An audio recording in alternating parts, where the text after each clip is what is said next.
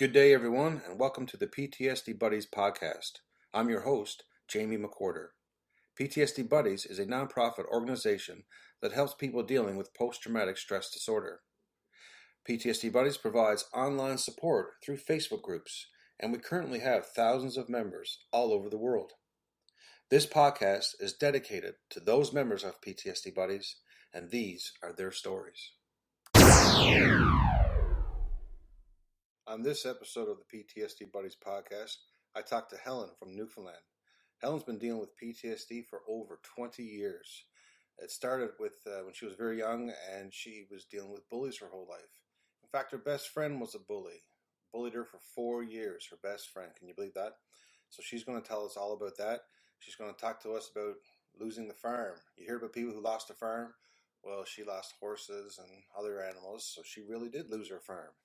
But one good thing is she has her service dog, and at the end of the podcast, she talks to us about her service dog.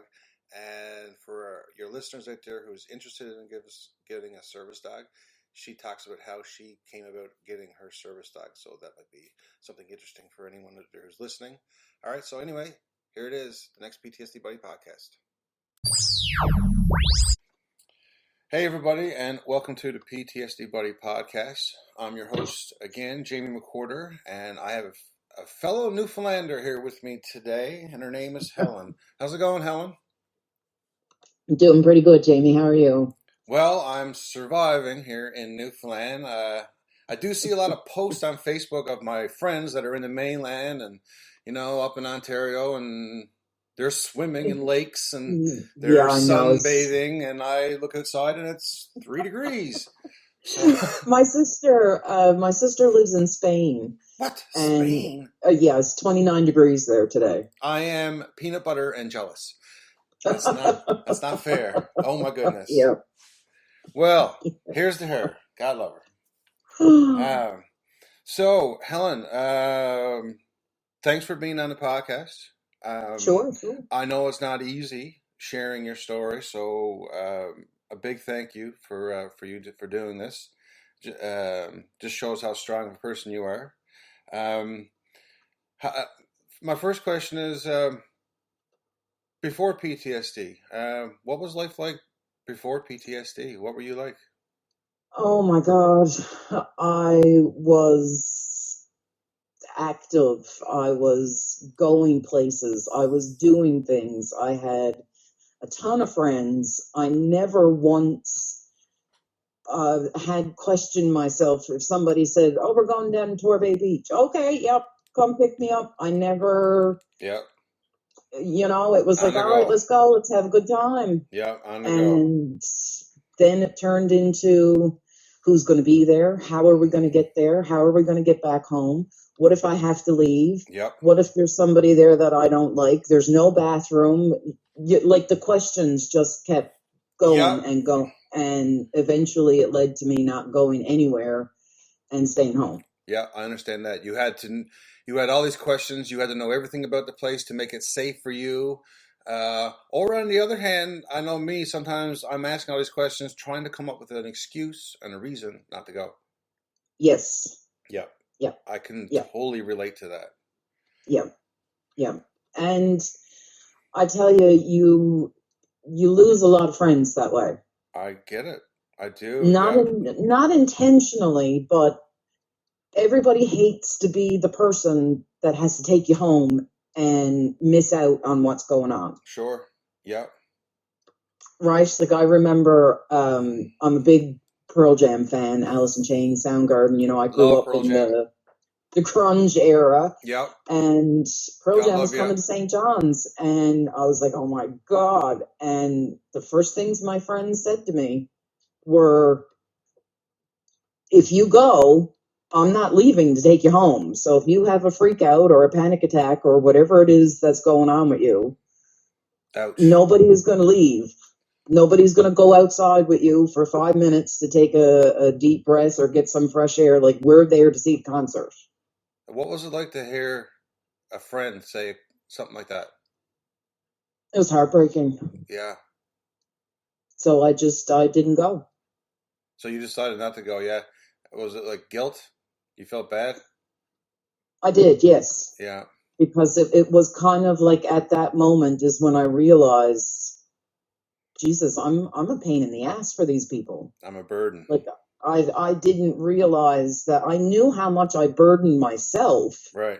but I didn't realize how much it burdened everybody around me. And that hurt more, I guess. Yeah. Yeah. Yeah. Yeah.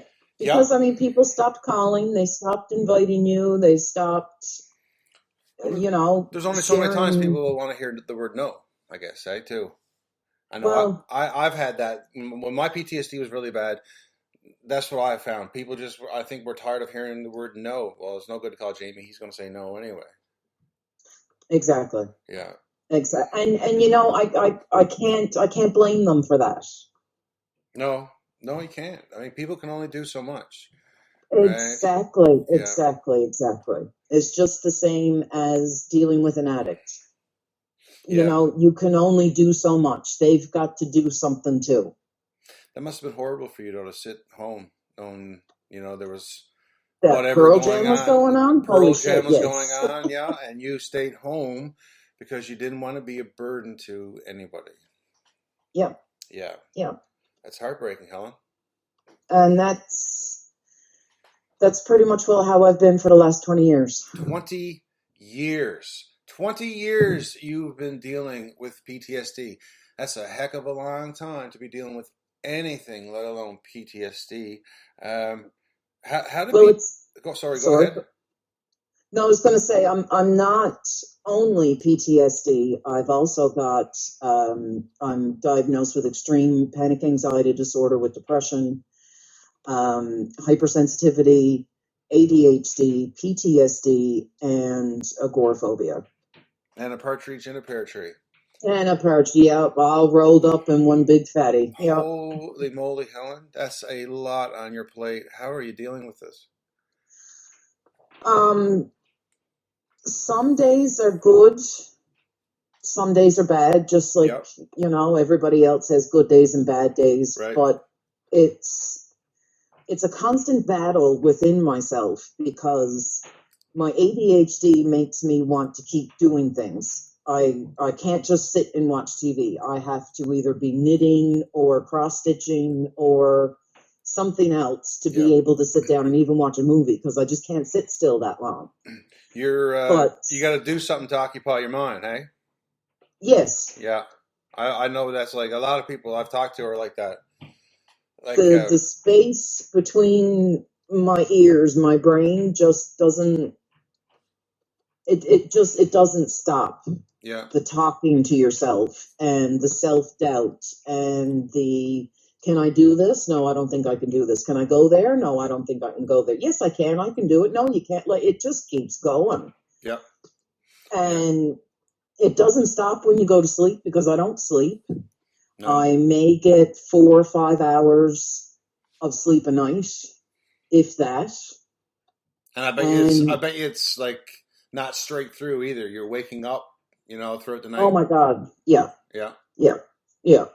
Trying to roll over and get comfortable. And like, I mean, I say my prayers every night before I go to sleep. And my prayer is even being interrupted by estranged thoughts. Really, eh? And then I got to try to refocus myself. No, you're saying your prayers. Come on now. Say your prayers and then get on with it. But then it'll be, I'm off thinking about something else. And I'm like, oh shit, what was I doing? Oh yeah, I was saying my prayers. Right? Yeah, I understand. And I'm sure a lot of our listeners understand what you're talking about there. And a lot of the stuff that I'm saying to myself and thinking to myself is like not even true. Right. It comes out of the strangest places, and for some reason you end up fixating on certain things and the repetitive manner in your head, then you become your own bully. Right. Yeah. You become, like, I mean, I know myself, and you can correct me if you're wrong about yourself, but no one's usually harder on ourselves than us. Yes. With PTSD or depression, you can be so hard on yourself over the smallest thing. Oh my gosh, it is so easy to just say, you know what, this isn't living. I just don't think I want to do it anymore. Yeah. Right? When you get into that depression, and I start to look around and I'm looking at my dog and I'm going, oh my God, I'm such a shitty dog owner. You haven't gone for a walk in 2 or 3 days. Yeah. And then you look at I've the been other there. dog and it's like, oh my, but you think that would be enough to snap you out of it. Yeah. But it's not. No. And you just start saying, yeah, you know what? You are a shitty dog owner. You shouldn't have these dogs. Like it just there's no stopping the train of thought that you're on. It just gets more and more and more until you get to a point that you just feel like you're going to explode. Yeah. It's a lot. It's a lot. It's massive. It's definitely massive, especially when you got other things going on in your life that's adding to the stuff that you're doing to yourself. Yeah. Right? It's not easy. It's not easy. It's not easy. It's not. I mean, PTSD, you're doing so much to try to calm your mind, to go to sleep, to hide your feelings. I mean, it's draining every day. Yeah, it is. And when you finally get the nerve or something to talk to somebody, like, okay, I'm going to talk to a buddy now today, and I'm going to tell him everything that's going on. And just even, well, with me, with the hypersensitivity, I find like even if somebody just looks at me a little bit weird, Yep. automatically I'm like, okay, they got no interest in what I'm saying. They could give two shits about what's coming out of my mouth, so I'm just going to shut up. Yeah, I know. When the look could have absolutely nothing to do with me. Yep. I'm like that walking through any kind of public place. I'll walk through and I'm like, everybody's looking at me. Yep. Everybody's looking at me right now. And I'm like, and the truth is, ain't nobody looking at me. Nobody gives a shit. Nobody gives a shit. Right? But you still can't help it. Yeah. My doctor said to me one time, he said, you were at the mall yesterday. And I said, yeah. He said, name one person that stuck out to you. I said, I don't know. I can't think of anyone. Exactly. Because nobody recognized you either. No one cares. Yeah. Right? Yeah. But it's our mind. And I mean, that must be so incredible to feel that way. Yeah.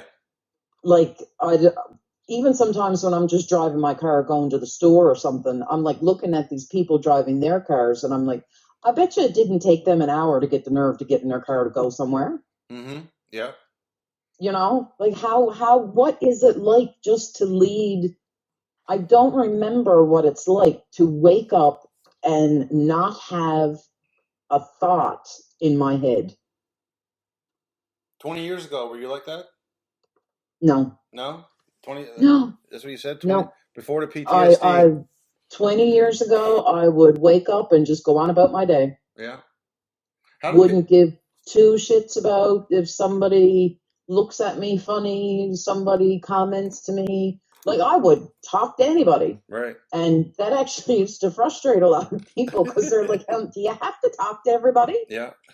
Like, seriously, can you just stand in a lineup and just be quiet? I was like, well, who cares? Just they're there, I'm here. I might as well say hello. You know, like, Jamie, I was a hairdresser for 15 years. Right.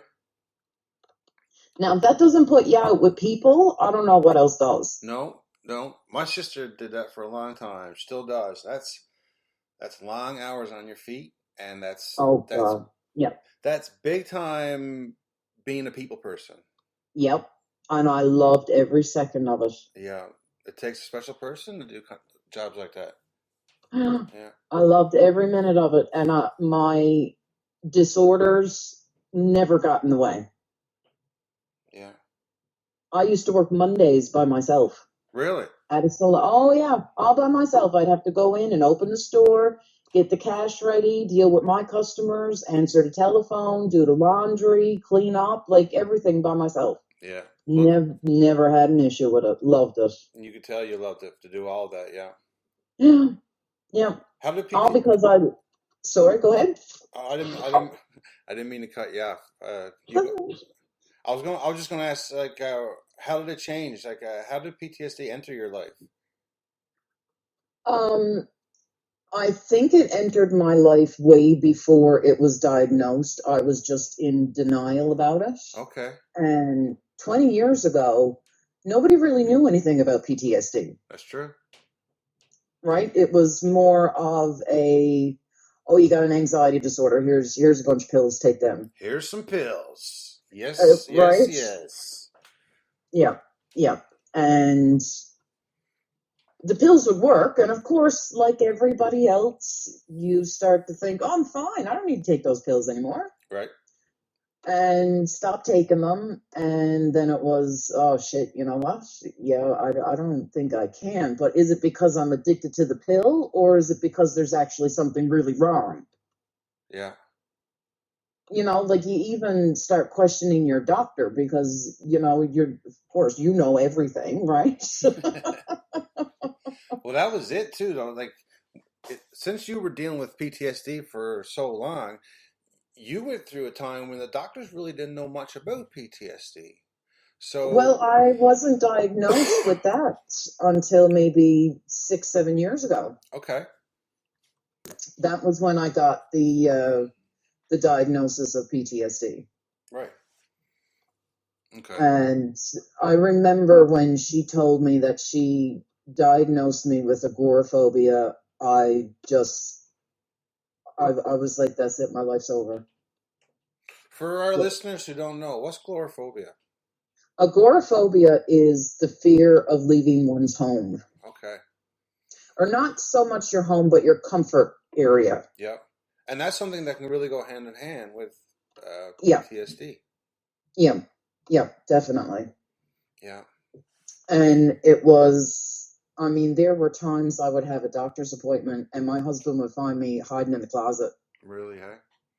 because I was like, no, I don't want to go. I can't go. I can't go. I just, it was, you have to go to your doctor. And for me, for somebody to say, you have to do this, that is just pressure that you might as well just walk away from me because it's just not going to happen. Yeah, make it harder. Yeah, yeah. But I found the biggest, most horrible thing was trying to find help. Yeah, I calling people and psychologists and everybody, and it was so hard not only to get your name on that waiting list, but for me, like I remember once I won't mention the place that I went to, but I went to one of my appointments and I was out in the parking lot in my car and I was hysterical. I was crying to just like a little child, right? When they do that and they can't talk or anything. yeah. And I called my psychologist and I said, listen, I'm in the parking lot. I can't get in. I cannot get in through that front door. I can't do it. And all she said was, well, you know, this is going to be your third missed appointment. So that means that I'm going to have to put you back on the waiting list. That happened to me, I don't know how many times. Yeah. And I understand it because, I mean, I know that that's an appointment that somebody who could actually make it in there and get some help could have taken. But at the same time, I need help too. Yeah. I like to think that a person who's been through something even close to what you've been through, someone who's dealt with PTSD, they wouldn't ask that question or they wouldn't say that to you. I mean, like, oh, I mean, like, you can't just, like, I find it funny. People says, well, listen, stop it, okay? Just stop it. Oh yeah, just relax. You're not, just calm down. You're not allowed to, Yeah. you're not allowed to have these feelings. I'm like, oh yeah? Okay. Well, stop being afraid of spiders. Just stop it. Yeah. Because I know most people are afraid of spiders. And I like to say that to people, okay, well, you stop being afraid of spiders. Oh, go over there now and pick up that spotter right now. Pick it up. Oh my God. And no, they're going, no Yeah. way, man. Well, you can't expect someone else to just say, well, screw it. I mean, you're basically just saying, Helen, I don't care that the parking lot is full of tarantulas. Get out of your car and start walking. I don't care that you have bare feet. It's just tarantulas, right? Yeah. I mean, Yeah. oh, I was like, I'm right outside your window. Like, I could see her go to the window and look out in the parking lot yes. and see me out there. And I was like, can you come get me at the door? Or she was like, no, you have to come in. Wow. You have to come in. And I was like, but part of my disability is issues with going places. Yeah. Like, how am I ever going to fix this? And at the time, I mean, there was no COVID, so there was no telephone, appointments or anything like that, no Zoom appointments. And she said, well, I'm sorry, but this is your third appointment that you couldn't come to. I'm going to have to put you back on the waiting list. And it got to the point that I wasn't even put on the waiting list anymore. The lady's disability, listeners, the lady's disability is that, or one of them, is that she cannot go inside public places. So she is told, you have to go in this public place to find help for dealing with going in these public places. Well, right. Okay. Would you say that to a person in a wheelchair? Listen, you have to come upstairs and we'll talk about your wheelchair. But you don't have an elevator. Well, that's not my problem. You have to walk up these stairs so we can talk about your disability. Like, it doesn't make sense to me. It doesn't make sense. It doesn't make sense to nobody, okay? No. Yeah. No, it didn't make sense to me either. So, of course, then the self-bullying started again, and it was like, well, Helen, that's because you're useless. Nobody wants to help you because you feel like you're just... Here comes the guilt. Here comes the guilt. Exactly. Yeah. Because it was hard enough. It's hard enough getting out of bed some days. Then it's hard enough going outside the door some days. And then it's really difficult to get in a car and have to drive through traffic some days because probably the person has been in a car accident and has the trigger from there. And to do all these things and to get so close for you to just say, well, guess what? No. No help for you. I'm not going to help you. Yeah. And I'm going to charge you and then put you at the end of the line. Yeah. And I don't know why I went into a French accent. Oh, God. Well, I mean, then it came to me calling officials, government officials. I tried to get in touch with, what's his name, Haggy, and all this other stuff. And then I got into a situation where there was an argument going on between, they got a new program called the FACT Team. Okay. And then there was just the regular psychology there on Major's Path. Major's Path was saying they couldn't offer me anything, and the FACT Team was saying that they couldn't offer me anything. Okay. So where do you go? So what did you get offered? Anything? The FACT Team took me on. Yeah. But they mostly deal with home visits of people who are, say, suicidal or bipolar or certain things like this. They just do a short drop by, knock, knock, knock, how you doing today? Right. And then they go on to the next person. Okay. So this psychologist shows up, and she must have mentioned it, I don't know how many times. Helen, this isn't what we do. Like, you are the only person that I go to their house and go in and talk. Here's another dig. Right? And I'm like, the people around you, Helen, are just feeding the guilt monster that's in your belly. I'm telling you. Yeah. Yeah. So I was like, so what are you doing here? Sorry to trouble you. Man, you got kick marks on you from people kicking you while you're down, man. Well, it's like I constantly feel, because of the array of mental illnesses that I have, I don't fit in any particular box. And I keep telling people, don't put me in a box. No. Stop trying to fit me into your book that you've read or this that you've done, or, now I did have a person come here from Major's Path, and she was supposed to help me get back out into the community. Like, we were supposed to go places. Yeah. Every time she would come over, she would say, okay, so where do you want to go today? I'm like, I don't want to go anywhere. Right? Like, what? She was like, okay, but you got to choose. I said, okay, how about you give me 3 options and I'll pick one of them. Right.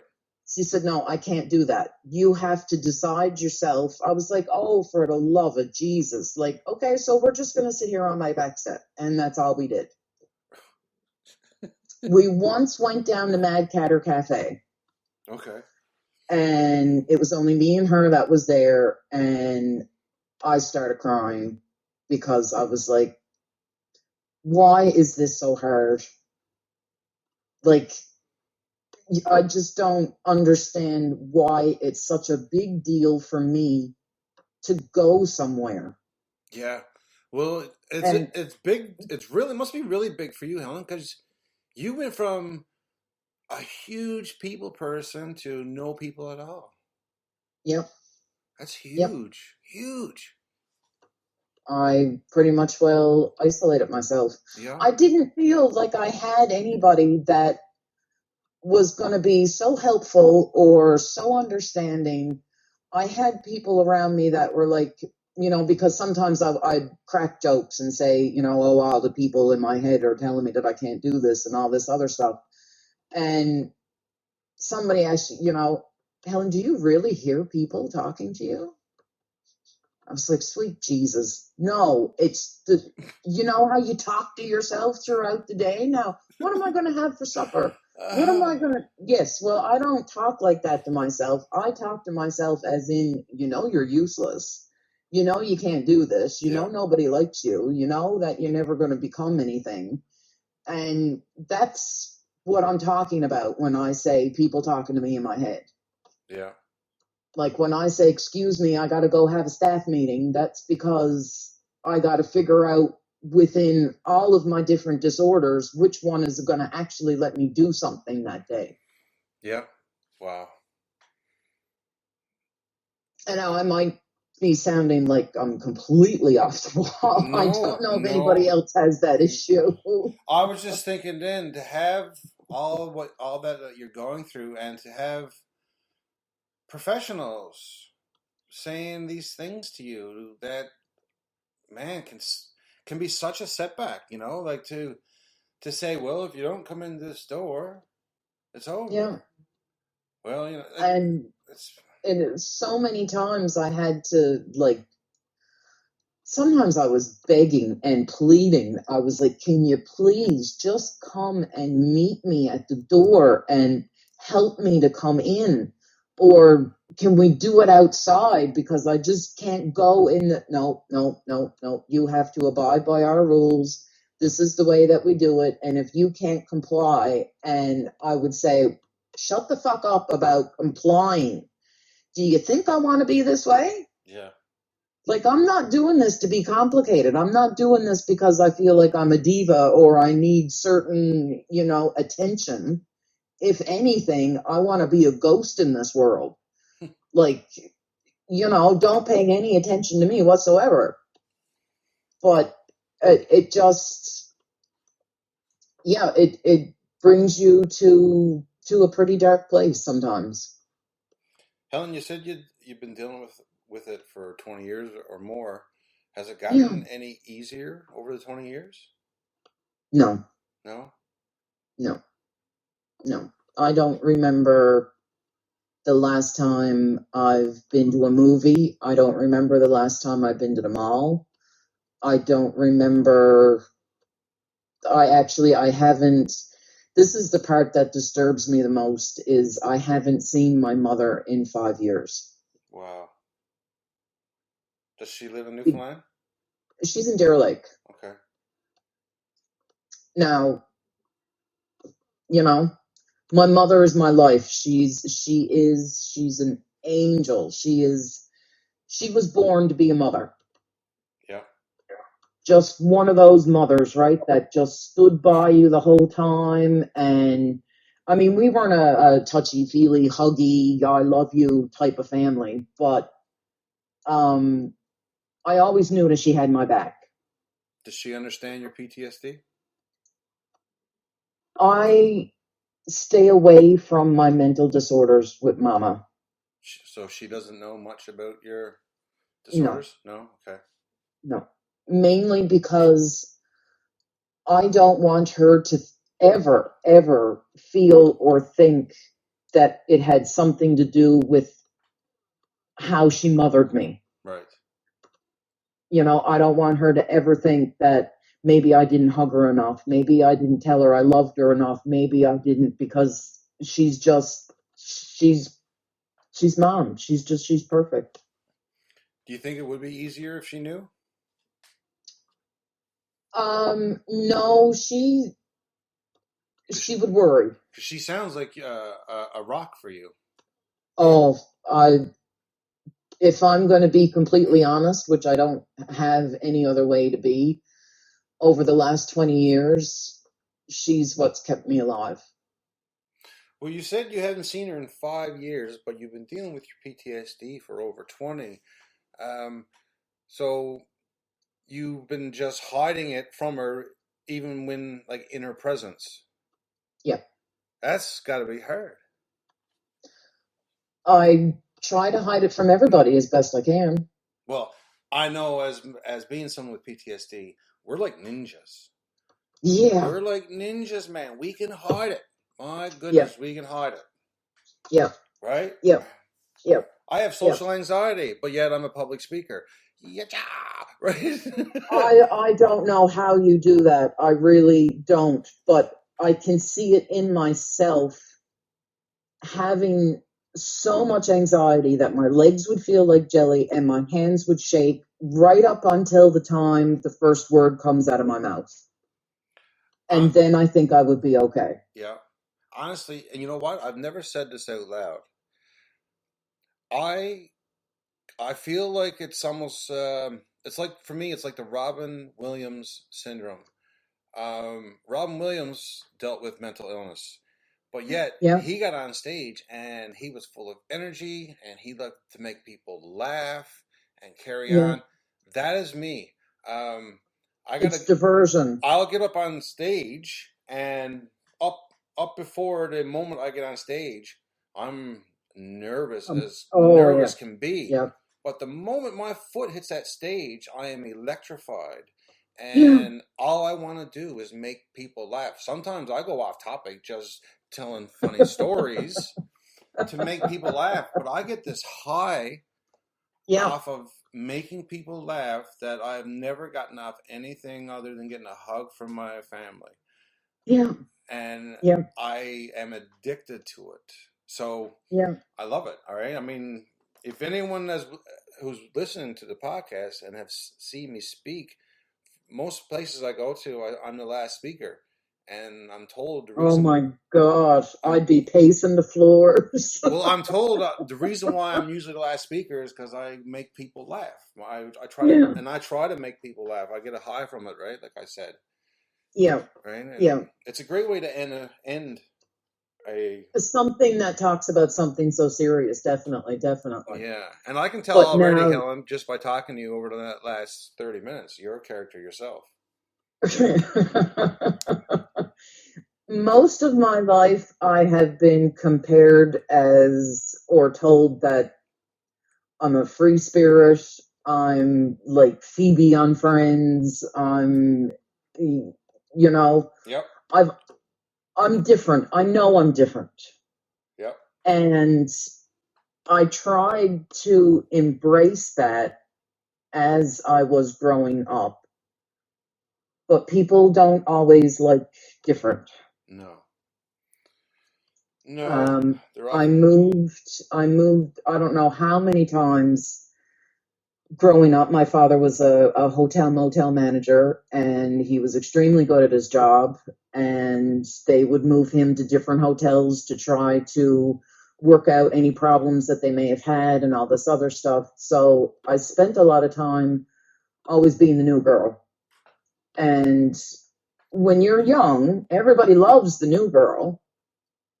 But as you start to get older, it gets so isolated because the older people get, the more opinionated they become. Yeah. And I've heard some like, you're weird. There's something weird about you. You're not normal. That, you know, I'll be getting ready to go out. Are you going out with that on? Are you serious? That's what you're going to wear to go outside? Oh my God. You paid money for that winter coat. Are you serious? And people say that to you? Yeah. Wow. See, it's well, I shouldn't say it's no wonder, but I'm starting to see why you're having these feelings, these doubts. I've always been told, I've been bullied pretty much every place that I moved to because I just wanted to have friends so badly. I didn't give a shit who I was friends with. Right. I would change my personality. I would change the way I talked, the way I dressed, the way I acted, just to fit in with whoever would befriend me first. Trying to fit in, yeah. I can understand, yeah. And if I didn't fit in there, then it was, okay, now where am I supposed to fit in? And then I might find another, couple of people to hang out with, and they could have been into this type of music, or, oh yeah, I love that. But I lived in New Brunswick, and that's where the root of everything came from. I don't want to call her a friend. I don't even want to call her human, but she tortured me. Just say, what are you singing for? You can't sing. Yeah. What are you doing this for? You can't do that. You suck at this. But I would stay friends with her. It was almost like Stockholm syndrome. I've heard a lot of people that are in toxic relationships like that. Like, they have friends that are just constantly putting them down, but yet they still become or stay friends with them. Well, see, this girl lived across the street from me. Yep. And I lived in a place that was called Helltown. It was mostly French against English. There were riots all the time. There were fighting all the time. And I had never gotten beaten up before, and I didn't want to get beaten up. So stupid me would shut my mouth and hang my head.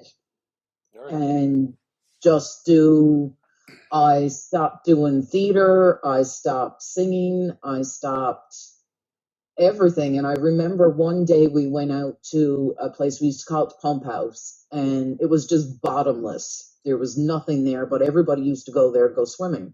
Yeah. I can't swim. I've never been able to swim. Now this could be a trigger for some people. So I just want to put that out there. Okay. Of course, we were down there with her cousins and a bunch of guys and girls and all this other stuff. And the boys decided, one grabbed my arms, the other ones grabbed my feet, and they were, going to flick me in. And I was trying to get away, and I was saying, I can't swim. And he looked at my friend, but he said, can she swim? And she was like, oh yeah, she can swim. Oh my goodness. Which she knew that I couldn't swim. Yeah. And they flicked me in. Oh no. And I remember Mama telling me, because she always told me not to go to the pump house. It's too dangerous. But of course, being 12 years old, you think you know better than everybody else. Yeah. And Mama telling me, you go up and down 3 times before you go down for good. And I remember coming up and taking a gasp for air and counting, okay, that's 1. And nobody had jumped in to get me. I popped up again and took another gasp and said 2. Oh my fuck, I only got 1 left. And then finally somebody jumped in and grabbed me. Yeah. And when they got me to the side of the pump house and got me up and got me out, she was pissed off at me because I ruined their good time. Your friend. Wow. Yeah. And didn't talk to me for like 2 or 3 days. Holy Helen, that's Yeah. trauma right there, man. That's a lot of trauma there. You almost died, and then Yeah. you got scolded for it. Yep. way, Yep. way to go, Helen. You almost died, and it ruined our good time. Yep. Yep. And still, I was friends with her. Yeah. She was the only friend I had because she wouldn't let me be friends with anybody else. Wow. If I went to talk to somebody else, it was I got a big old punch in the arm or in the back of the head. And it was, if you're going to be friends with them, then you're not going to be friends with me. And stupid me, because this girl lives across the street. All of her cousins lived in this place called Helltown. I mean, I didn't want to have to keep looking over my shoulder every time I went somewhere thinking that somebody was going to beat me up because of something that didn't even happen. Yeah. And that was probably the worst 4 years of my life. And she completely ruined me. And I confronted her. And she told me I was crazy, that none of that happened. So then I start thinking to myself, am I crazy? Yeah. Did that really happen the way that I remember it happening, or did it happen some other way? No, it happened the way you remember it. Right? Yeah. But your best that friend was a place. bully. Oh yeah, totally. Your best friend was a bully. Was your big bully. That's incredible. Yeah. And Yeah. you endured it for 4 years. Yeah. And until we moved here. And then when I moved here, I had absolutely no interest in making friends because for me, friends meant. Friends were the trigger for you. Yeah. Yep. And right? That's all I ever wanted. I just wanted a big group of people to hang out with and have a good time and go to the beach and, just like what you see on TV. Yeah. And still at 43 years old, I don't have a buddy. I don't have a friend. I hug my dog probably more often than she wants me to. I'm sure she loves it too.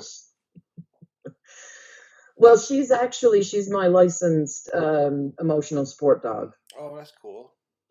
Yeah. And I've only had one spot that ever gave me trouble with bringing her in, and that was a place that I went to go buy weed at. You find the weed helpful? I find if the higher the THC, the worse it is for me. Okay. I get antsy. I talk maybe a mile a minute. Yep. I was a pothead, for years, wake and bake every day and smoke it all day, all night, wake up the next day, do it all over again. But for some reason, I've lost all my tolerance for it. Okay. And I find after supper is the only time now that I'll dabble with a little bit of pot. Yep.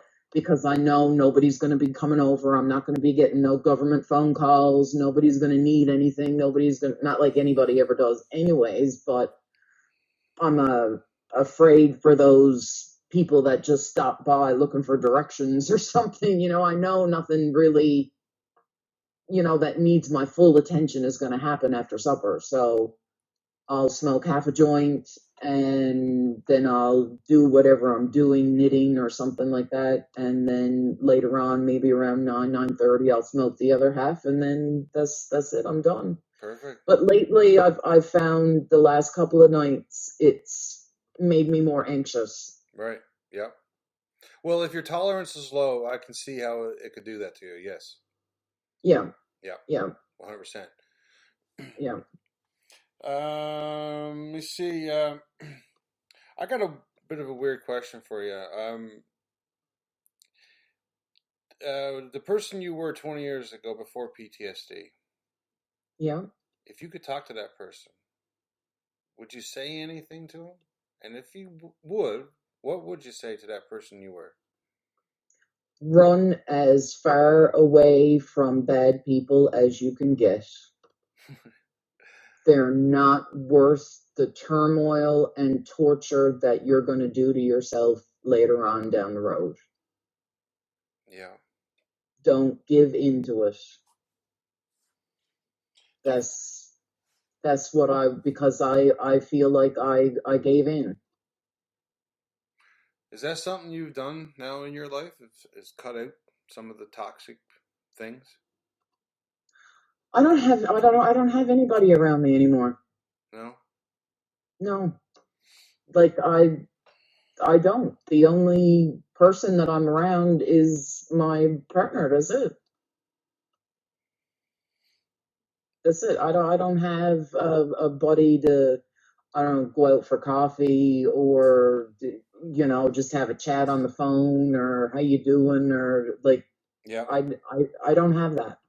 Yeah. Well, COVID doesn't And make it easy either. I don't know if I'm better off because I don't have that. Yeah. But I do know that if I didn't have as many disorders as I have, I know I would be either doing theater or singing or entertaining in some way, shape, or form. Yeah. Yep. Well, Helen, I'm going to say this just so it's part of the podcast because I think that our listeners would love to hear this. Helen, I'm going to tell you right now, you do have, I know at least one buddy. Actually, I know at least two buddies you have because you have me. I live not that far from you, Oh, and really?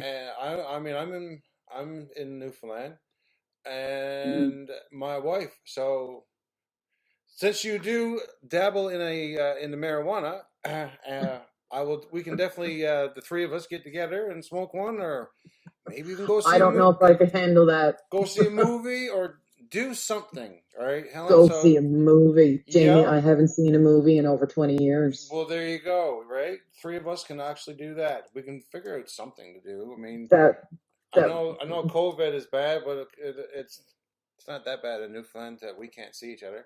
So Do you know that this is horrible, and I hate myself for saying this, but I'm actually, see, I don't even know if I should even say it because it might come out wrong. COVID for me has almost been a blessing. that's okay. I've heard lots of people with PTSD say that. It's because There's no you pressure struggle to go out. Well, you struggle to go outside, and right now they're telling you not to. So you're like, okay. Well, right, I'm having to do my psychology appointments on the phone. Yeah. I'm doing my psychiatrist appointments on the phone. Yeah. I'm doing all my business plan stuff is all being done through Zoom sessions. I mean, you can tell, oh my God. You can tell people, hey man, you're standing too close and you don't sound like an asshole. Right, exactly, right. Get out of my space. Yeah. You've crossed that line. Yeah. You need to go type thing. I don't have to go into the bank. They have a drive-through now at a bank. Boom. Right? Right? Yeah. Like, that's awesome. I don't have to be around people at all. Yeah. Because, I'm all quite about frankly, that curbside pickup and everything. Yeah. Oh, yeah. Yeah. Yeah.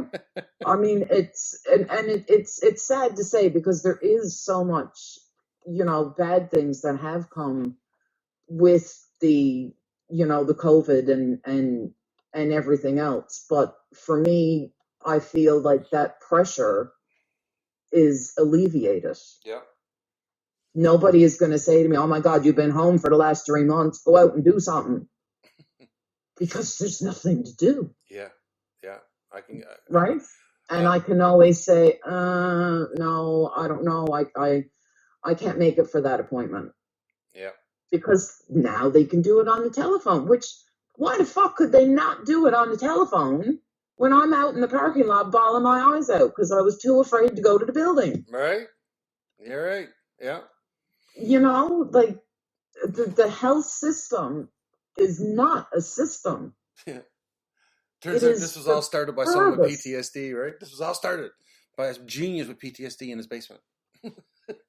Gosh, right? Yeah. Like it just, and they talk about, oh, we're going to build a new Waterford hospital and it's going to be this big. And you know what? you can build as many Waterfords as you want. If you don't change how the inside operates, it's going to make no bit of a difference to anybody. Waterford, there's a friendly looking building if I've ever seen one. Right? My goodness. Waterford. Waterford. Ladies and gentlemen, for those who don't know, Waterford is the mental health building in Newfoundland. St. John's or Mount Pearl? I believe it's St. John's. And it is the second oldest building in all of North America. I think it was built in 1857 or something like that. If for those who are wondering what the oldest building in North America is, it's our jail. That's right. We have we have 1 and 2. Okay. Now, I have only visited the Waterford Hospital one time. I had to go visit somebody. It was around 8 o'clock at night. It was dark out, and there was a little bit of fog. And I drove up and parked, and I thought, "Oh my goodness, this is the scariest looking building I think I've ever seen." Because I'm going to try to paint a picture for you, folks. There was a building, and I shit you not, there was this haze, like a fog on the lower ground, like you would see in a freaking Dracula movie. And there were all these people walking around in pajama pants and stuff with hoodies up over their head, all smoking cigarettes. So they had little clouds of smoke coming from within their hoods, and they're all just roaming around. And standing there, I felt vulnerable. I felt nervous. A little bit, yeah. I felt nervous. I felt on edge. And I'm like, at the time I was still serving. I'm like, I'm a trained soldier. I've been to Afghanistan, and I'm nervous standing here. What is it like? What is it like for a woman who's been, I don't know, mugged or raped in the park or something like that? You know, I mean, impossible is what I thought. Impossible for a person who've been through any kind of trauma like that to come and enter this building. Now, that's just one part. The other part, Helen, that freaked me out is I went in the building. Now, as soon as I got in the building, there's no reception. There's no nothing. I'm like, where the hell do I go? Yeah. So I phoned my friend who's in the building. I'm like, man, where do I go, man? And he pointed out an elevator that's there. And at first, I didn't notice the elevator because the elevator is so old. It's not a normal sized door. It's just like a really tiny, I don't know, weird shaped door that opens up. You know what it looked like? It looked like a pack of juicy fruit gum. You know, the silver 2 packs. Oh my gosh! Yeah, like two packs of juicy fruit gum with just the silver part, and it opens up. And I had to go sideways because I'm a big dude into it, and I went up the elevator to the second floor, I think it was, and I got out. And once again, there's no signs. And I'm like, well, where the hell do I go now? Right? I'm like, and all I kept thinking was like, this would be super triggering for so many people. I can see so many people walking up to the door and walking out. I can see so many people pulling up to the parking lot and saying, nope. Yep. Yeah. I've never been into the Waterford Hospital. I think you can get blood work done there too, but I've never gone for blood work just because it just creeps me the hell out. Yep. And you know what? Like, why would I want to do that to myself? Yeah. And it's unfortunate too because they got some really great employees. I'll say that. They have some good workers there. Okay. Yeah, I have talked to some of the people that work there, and they're really committed. They're really good workers. I'm not going to say they're all are, because I don't know all of them. But some of them are actually members of PTSD Buddies, and cool. They do work hard. Shout out to all the healthcare workers out there. Especially during this COVID. My God, my heart goes out to a lot of them. They're working so hard. I can't imagine. No, I can't either. I can't imagine how hard they all work. No, I can't imagine the stress and the everyday having to go to work in a place that could kill you. Yeah, and it's not just the healthcare workers. Shout out to the people that works at the Walmart. Or I shouldn't say. Oh my God! I shouldn't say that. And, yeah. Oh no, Helen, we can't say that. They're not sponsors. Yeah.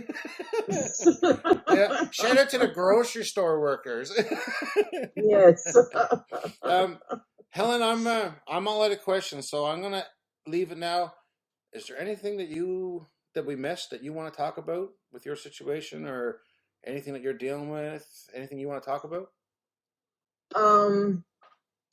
I was on a path to, now this is like after 6 years of multiple medication changes and add-ons and cocktails and, just trying to get through the day without walking out into the street hoping a car is going to hit me. But I was finally given the okay to go back to work. Yep. And I did. And that was, I wouldn't say going back to work was the worst move I ever made. I think it was the place that I went to work. Because as soon as my boss found out that I had a mental illness, he made it his daily chore to mentally torture me. Really? Every day it was, geez, don't you feel like you're a burden on your family? Don't you think they'd be better off without you? Wow. And sometimes if I would feel a bit of a panic coming on, I would just step outside, shake it off, take a few deep breaths and come back in and I'm good to go. Yep. He took that away. Once you get into this building, you're no longer allowed to leave. I'm going to be watching you. I'm going to be monitoring you. And I mean, it got to the point that I threw up in my car on my way to work one day. Really, eh? And he reported that I was drunk. What? He reported that I was drunk. And what are you doing driving your car? And I was like, either which way, this went on for maybe about 3 or 4 months until it got to the point that I just said, you know what, I can't do this anymore. And he kept saying, you can't do your job. I was like, no, I can do the job. I can do the job with one hand tied behind my back and one of my eyes plucked out. That's not the issue. I still could not tell him that it was him. I couldn't look at him and say to him, you are driving me crazy. This every single day having to come up into your office to be told something that's completely insane. I said, that's it. I can't do it anymore. Yeah. I then went and filed a claim with Human Rights Commission. Okay. That lasted for 4 years. 4 years.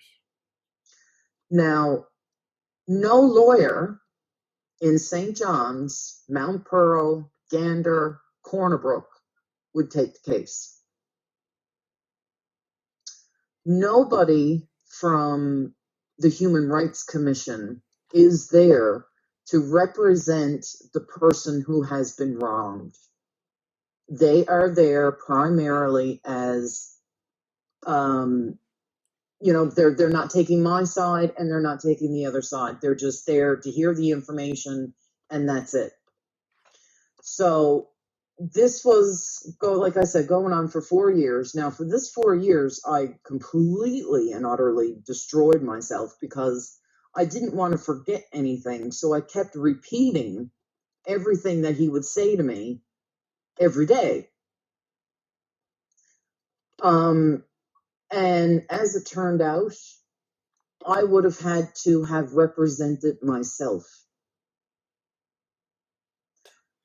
As somebody who has multiple mental disabilities, agoraphobia, afraid to make any sort of contact with this person who did this to me, I was going to have to stand up in a courtroom as such and cross-examine this person. So you had to be Tom Cruise. Mission Impossible. Yes. Yeah. Right.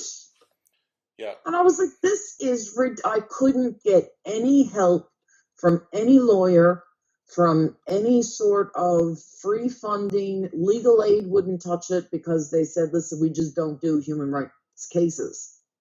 All the lawyers would tell me, you don't have enough money. You're going to end up paying me more money to represent you than what you're actually going to get out of this. No hope. None whatsoever. Wow. So I settled out of court for much less than what I felt like I deserved. I lost everything. Everything. I had 2 purebred Newfoundland ponies. They had to go. I couldn't afford to feed them. Oh I my couldn't God. afford to have them here. I've always I wanted a had, Newfoundland dog. I always wanted a Newfoundland dog. oh no, they're ponies. Oh, ponies. Oh, we used to, Ponies, a horse, oh, clickety clickety click. that's heartbreaking though, to give away your pets. I had about 60, 80 chickens. They all had to go. Just my way of life was gone. Yeah. Then somebody had called me, the person who was taking care of my horses. She waited 2 weeks to tell me that my stallion had passed away. Oh my God. I had no idea because, like, with the agoraphobia, I couldn't get out there to visit Yeah. my ponies. I couldn't, especially go out there by myself. And my husband was absolutely heartbroken because, I mean, a stallion, that was a stallion. That was his buddy, right? Yeah. And it broke him. It I'm broke him sure to it did. pieces I'm sure it to did. have to go and see him somewhere else and to have to leave him there. Yeah. And which made me feel even more like shit because the reason why they had to be rehomed is because I couldn't go to work. I was in a complete relapse of just mental health. I was just shut down, broke down, bottom of the barrel, starting all over again. You really got to try not to blame yourself, though. All right? I got nobody else to blame. I know it's hard, but you really got to try not to blame yourself. You can't blame yourself. I shouldn't say you can't because that's what we do, but yes, really yeah. try, Helen, not to blame yourself for your feelings. These are your feelings. You know what I mean? Part of PTSD is we cannot control our feelings. You have to roll with it. I know, but right? after being told for so many years or being made to feel that what I feel or who I am is not important. Well, I'm going to tell you, as You know, it is important. Your feelings are the most important, right? You can't just keep bottling your feelings and bottling it up because because it's an inconvenience to others. Screw the others. It's not like they're over your house anyway, fucking playing checkers with you, right? yeah, They're not over yeah. visiting your ponies or doing anything. Screw them, right? You got to worry about you because if you're not taking care of you, you're not going to be any good to anybody else. No, I do an extremely good job of keeping everything to myself, and because it's just, like now I got this psychologist from the FACT program. She was contacting me every 2 weeks. Now all of a sudden, apparently, you don't need psychology every week. You only need it every second week. And she's only here until August. So, I mean, what's going to happen in August? Is there going to be more psychology for me? Is there going to be anybody else to help me? And if there is, I'm going to have to go through the whole life story for the 100th time for another psychologist to tell me what I'm doing wrong or doing right. Yeah, that's been a big problem for a lot of people when they lose the doctor, lose the person they're seeing, and then they got to start all over again. I know myself. Yeah. I honestly wouldn't. I'd have to sit down and really think about how many times I've had to start over with a doctor. Now, the one I'm seeing now, I will say his name because you know what? If you're in Newfoundland and you can get a chance to see this person, his name is Dr. Jeff Cunningham. That is my psychologist. He's excellent. He's 100% excellent. Even though is he covered by MCP? I honestly don't know. I can ask him. All right, I'm covered under Veterans Affairs, so but okay. I can definitely ask. But I find Jeff excellent, even though he's an American.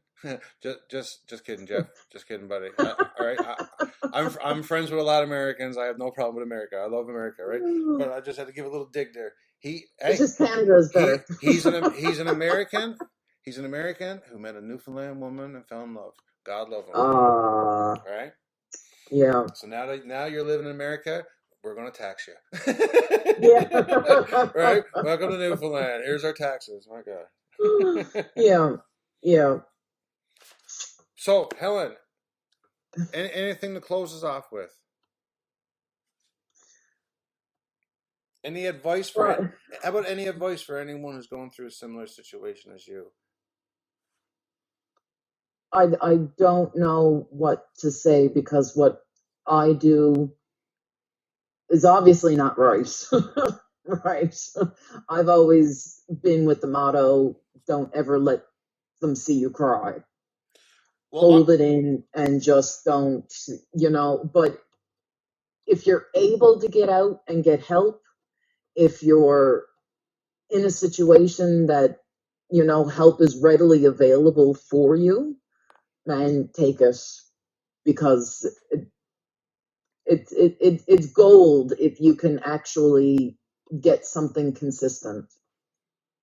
Helen, I am out of time, but I just thought of one thing I would like to ask you, and I think a lot of our listeners would like to know this. You have a service dog. Um, do you find the service dog helpful? And um, there are a lot of people who are interested in a service dog. So a lot of our listeners are probably going to have a question: is how can they go about getting a service dog?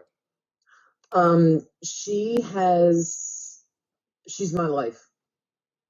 My life. Yeah, If she didn't come with me to Sobeys, I would starve to death. yeah. Absolutely starve to death. She is my best friend. She knows when I'm upset. Like this whole time that I'm talking to you, she is like leaning and pressing on me and making me touch her because she knows that helps calm me down. It is by far the absolute best thing that has ever happened to me in my life. That's wonderful to hear. When I got her trained, she was assessed by Terra Nova Kennels. Okay. They're here on the island. She came in, she did an assessment. She was blown away. She was like, if I was ever looking for a dog to train for this, she was like, holy crap, like this, she said, I can't get over it. She couldn't get over how, she would flick a book across the room just to see what her reaction would be to a loud noise. I mean, she just sat there. So Like, okay. She would. you had this dog, and then you went through training with the dog. That's how it went down. This dog, I went out to see a man about a sleigh for the ponies, and I came back with this dog. Right. She was 8 months old. She was, it was a bad situation that she was in. So basically, I said to dude, listen, I'll buy your sleigh off you. I'll take your dog for free, and I won't call anybody. Yeah. Because it was bad. I don't need to go into the details, but she was not in a good situation. And she just always did this. And I never thought anything of it. Well, dogs Then can we sense got it, her. eh? They know. They know. They can sense it in us. Yeah, definitely. And so I said, okay, well, let's see about the process. I made it to getting the Terra Nova kennel to come in. It was going to cost $1,000 a month for them to train her as an emotional support dog or as a service dog. Yep. I didn't fucking have any money. So then it went into me trying to get in touch with all these different places, trying to see if there was funding for this purpose. And if anybody has tried to find it, they know it's like close to impossible. I found a gentleman down in the States, and he was doing it through, well, I mean, it's called Zoom now, but I don't even remember what it was called back then. And we had mobile trained within 3 months. Normally, it takes years Yep. to train a dog. She was trained in 3 months. Wow. That's absolutely incredible. Now, I used to have to do the testing by myself, like take her out to places by myself, which was fine because she was my support, so everything was okay. And I would report back to Buddy about how it went.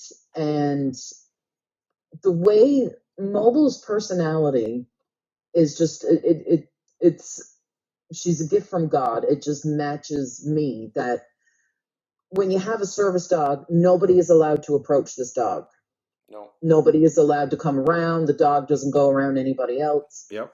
Then you have an emotional support dog, which is not allowed really to go absolutely everywhere that the service dog can go, but it's okay if somebody approaches the dog, if somebody touches, as long as they ask you first. Kind of the same as a therapy dog. Okay. Everybody can go up and touch a therapy dog and all this other stuff. You should always ask the handler, because, they could be going through some stuff at the time. Of course. But I found with having Mobile as an emotional support dog, it took everything away from me. Yep. When she helps me be social. And that was the biggest thing. I found that, like, everybody at Sobeys knows her. Right. She's got to go to the bakery, because the bakery lady's going to give her a cookie. She goes to the butcher shop. She's got a buddy there at the butcher shop who comes out and rubs her and loves her and all this other stuff. Then she's got another lady that works there in the nutrition department. This woman gets on the floor with Mobile. She just absolutely loves her. She's got a couple of people there at the pharmacy. They got biscuits for her behind the counter. Yeah. She's got so many employees that will actually go out of their way to come over to see her. And that's helping you be social. That helps me so much. Yeah, because they're there to see the dog. They're not there to see me. They're not there to talk to me. They're not there to confront me about anything. It's got absolutely nothing to do with me. But it allows you also to interact with the person, gives you a subject to talk about and answer questions about, makes it easier. I get it. That's very great. That's so cool. Yeah. She just, and now it's a bit of a pain in the ass when I did have to go to my psychiatrist's office, because everybody in that office had something that they were going through at a certain time in their life. And Mobile would have to go and see everybody in the waiting room. Yeah. She would have to go up to them. Some of them, she would only put her chin on their lap. And I see it myself. If somebody is having a bad day and they interact with Mobile, you can see their shoulders coming down. You can see a smile coming on their face. It's incredible to watch.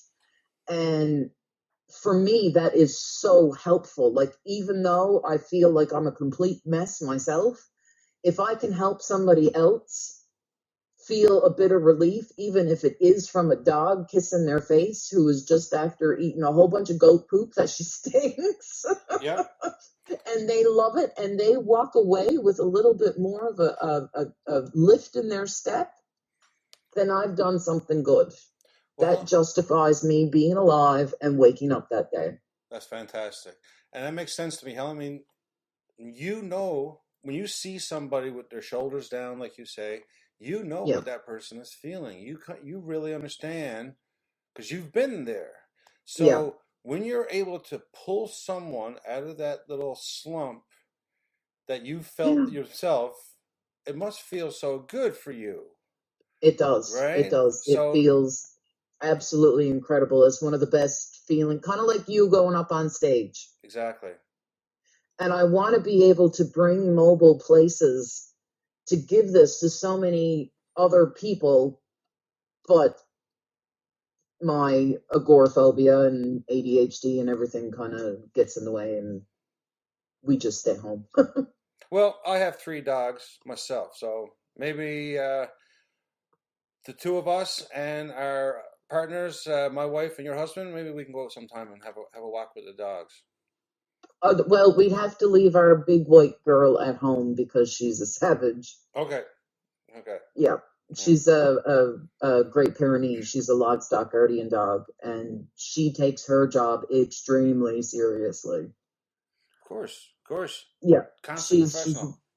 She's a big girl, and we found out she's a product of inbreeding, so she's kind of like me. She's on medication too. She's on Prozac. Okay. And that's half the reason why I couldn't, like, even the vet was telling me, you're better off putting her down. Okay. She's got extreme aggression. She's unpredictable. She's a liability. And I sat there and I said to myself, now what if my doctor would have said that about me? It's not my fault that I'm like this, just the same as it's not her fault that she's like that. Yeah.